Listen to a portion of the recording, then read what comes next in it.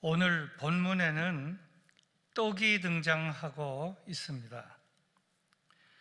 우리말 성경은 떡이라고 번역하였지만 이것은 한국 사람들이 알기 쉽게 번역한 것이고 그들 주식으로 말하면 빵입니다. 그래서 여러 번역된 성경들은 다 이 떡을 빵이라고 다 번역을 하였습니다.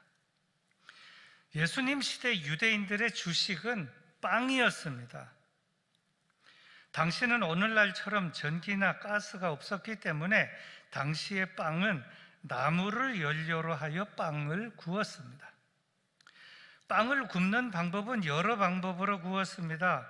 돌판이나 철제 후라이팬 위에 반죽을 올려놓고 굽기도 했고, 땅을 파서 화덕을 만들어 굽기도 했고, 질그릇을 불에 달구어서 그 질그릇 위에 굽기도 했습니다.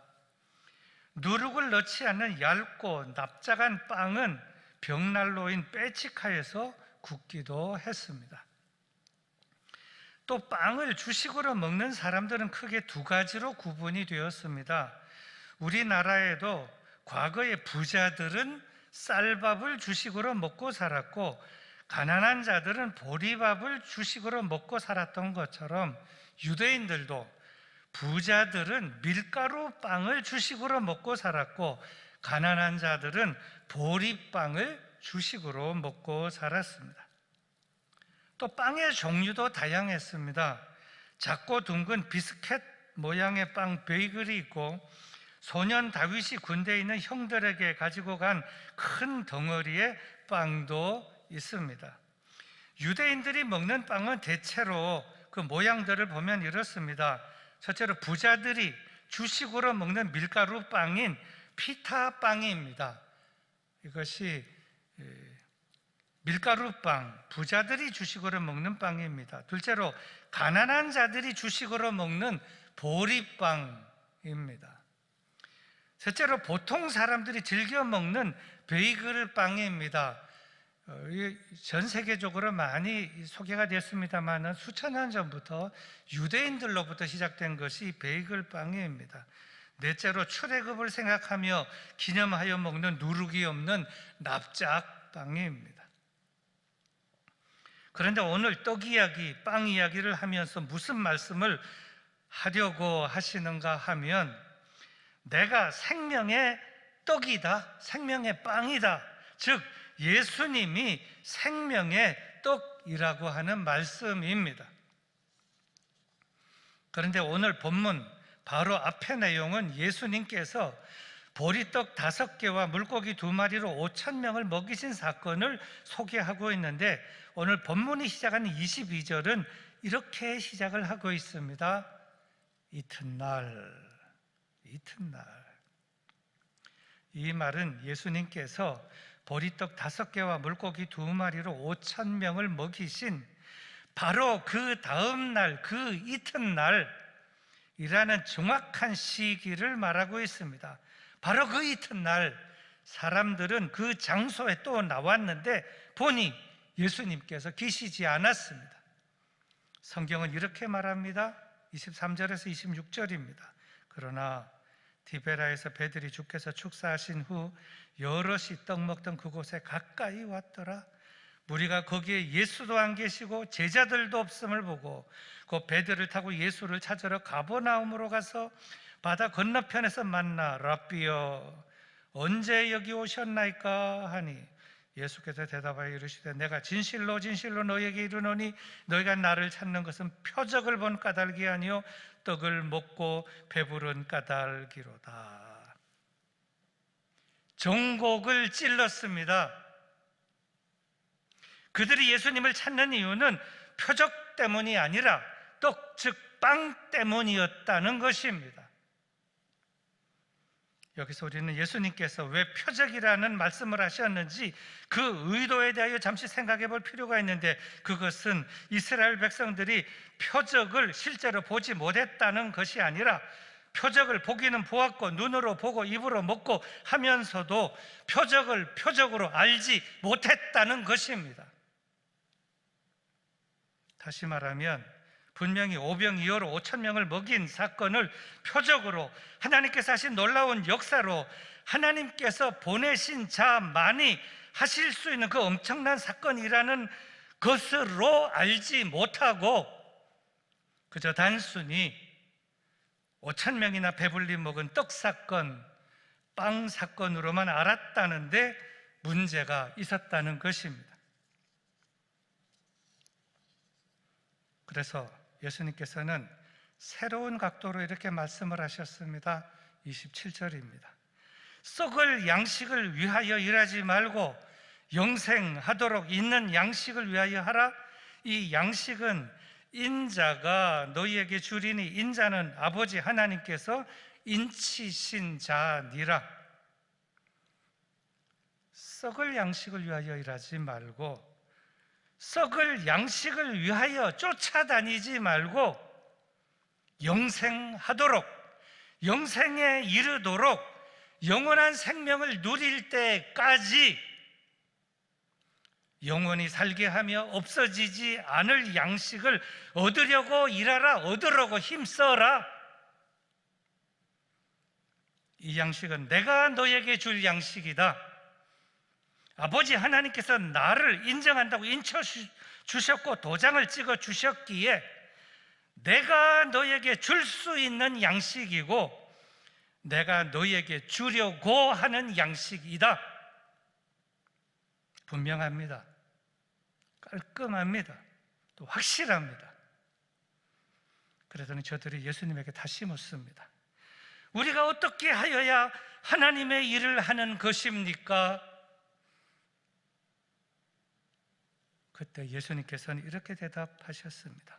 하나님께서 보내신 일을 믿는 것이 하나님의 일이니라. 예수님의 이 대답은 어떻게 보면 참으로 엉뚱한 것 같습니다. 하나님의 보내신 일을 믿는 것이 하나님의 일이다? 역설적이요, 기대 밖의 대답이요, 동문서답 같은 말씀이라는 것입니다. 어떻게 하여야 하나님의 일을 하는 것입니까? 믿는 것이 하나님의 일이다. 이것도 일이 아니고 저것도 일이 아니다. 믿는 것이 하나님의 일인데 아무 것이나 믿는 것이 하나님의 일이 아니라 하나님께서 보내신 일을 믿는 것이 하나님의 일이다. 그리고 한마디 더 하실 것 같은데 하시질 않았습니다. 그것이 무엇인가 하면 하나님이 보내신 일을 믿는 것이 하나님의 일인데 하나님이 보내신 이가 누군가 하면 바로 나다. 그러므로 여러분은 나를 하나님이 보내신 이로 믿는 것이 하나님의 일이다. 이렇게 하면 속 시원하게 되겠는데 그 말씀은 하시지 않으셨다는 것입니다. 물론 저들은 다 알아들었다고 짐작을 합니다. 그런데 예수님께서는 그렇게 말씀하셨더니 그들은 또 묻습니다. 그렇다면 당신은 무슨 기적을 보여 우리로 하여금 믿게 하시겠습니까? 당신은 무슨 일을 하시겠느냐? 그래서 우리로 하여금 당신을 하나님이 보내신 자로 믿게 하겠느냐는 질문이었습니다. 사실 그동안 이스라엘 백성들은 출애굽 이후 기적과 기적의 연속 속에 살아왔습니다. 모세의 인도로 10가지 재앙이 애굽에 떨어졌는데 그것은 전부 기적들이었습니다. 홍해가 갈라지고 만나와 메추라기, 구름기둥과 불기둥, 쓴물이 단물 된 사건, 반석을 쳐서 물이 나오게 된 사건, 요단강이 갈라진 사건 등 기적의 연속 속에서 이 사람이 선지자라면, 이 사람이 하나님의 사람이라면 당연히 우리에게 기적을 보여주어야 하고, 그래야만 당신을 모세처럼 하나님이 보내신 자라고 믿겠다는 것이었습니다. 그래서 그들은 이렇게 다시 말했습니다. 모세가 하늘에서 떡을 내려다가 그들을 먹였다고 기록이 되어 있는 대로 우리 조상들은 광야에서 만나를 먹었습니다. 그때 예수님께서 이렇게 대답을 하셨습니다. 하늘에서부터 떡을 내려다가 너희를 먹인 사람은 모세가 아니다. 하늘에서 너에게 진정한 떡을 내려주시는 분은 내 아버지이시다. 하나님의 떡은 하늘에서 내려온 자가 주는 것으로서 세상에 생명을 준다. 그들이 들어보니 분명했습니다. 또 확실했습니다. 그러자 그들은 다시 이렇게 질문합니다. 그렇다면 선생님, 그 떡을 항상 우리에게 주십시오. 이 질문을 받은 예수님께서는 이제는 본격적으로 진리를 말해도 될 때가 되었다고 생각이 돼요. 새롭게 말씀하시기 시작했는데 이 말씀이 아주 중요한 말씀입니다. 내가 바로 생명의 떡이다. 내게 오는 사람은 굶주리지 않을 것이며 나를 믿는 사람은 절대로 목마르지 않을 것이다. 그러나 내가 이미 말했듯이 너희는 나를 보고도 믿지 않는다. 아버지께서 내게 주시는 사람은 다 내게로 올 것이며 또 내게 오는 사람은 내가 절대로 쫓아내지 않을 것이다. 그 이유는 내가 내 뜻을 이루기 위해서 하늘에서 내려온 것이 아니라 나를 보내신 분의 뜻을 이루기 위해서 왔기 때문이다. 나를 보내신 분의 뜻은 내게 주신 사람을 한 사람도 잃어버리지 않고 마지막 날에 모두 다 다시 살리는 것이다. 또한 아들을 보고 믿는 사람마다 영생을 얻게 하는 것이 아버지의 뜻이고, 그리고 나는 마지막 날에 그들을 다시 살리는 것이 아버지의 뜻이다. 자, 시원하지 않습니까? 분명하고 깔끔하고 시원하고 확실합니다. 그런데 이렇게 잘 듣고 있던 저들에게 무슨 문제가 생긴 듯 하더니 갑자기 저들이 수군거리기 시작했습니다. 아니, 이 사람은 요셉의 아들 예수가 아닌가? 그의 부모를 우리가 다 알고 있는데 어떻게 자기가 하늘에서 내려왔다고 하는가? 그게 말이나 되는가?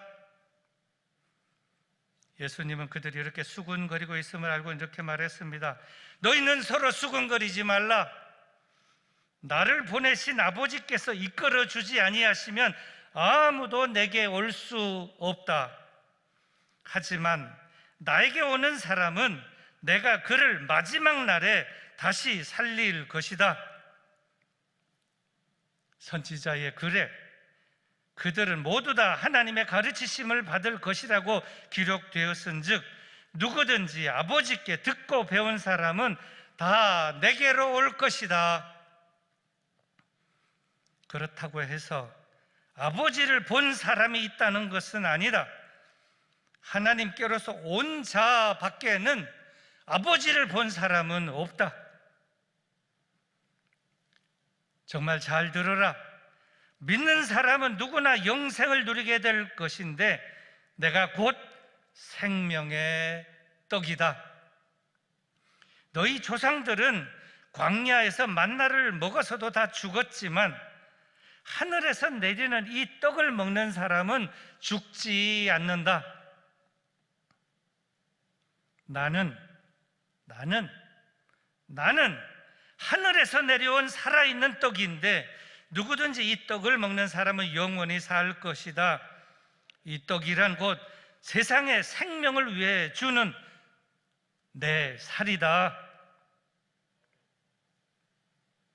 정리해보면 본문에 등장하는 떡이란 두 가지 개념의 떡을 말하고 있는 것으로서 첫째는 일반적인 떡입니다. 육체의 생명, 푸시케를 위하여 먹어야 하는 양식이고, 둘째는 생명의 떡, 영혼의 생명을 위하여 먹어야 하는 양식임을 깊이 깨닫게 되며, 또 이 말씀은 하나님의 떡은 하늘에서 내려오는 떡이고 하늘에서 내려주는 떡이고 하늘에서 내리는 떡이고 하늘에서 내려온 떡으로서 예수님이시고, 그의 살이, 그의 십자가에서 찢기신 살이 곧 하늘에서 내리는 떡, 생명의 떡, 영생의 떡, 영생하게 하는 떡, 영원히 살게 하는 떡이라고 하는 말씀입니다.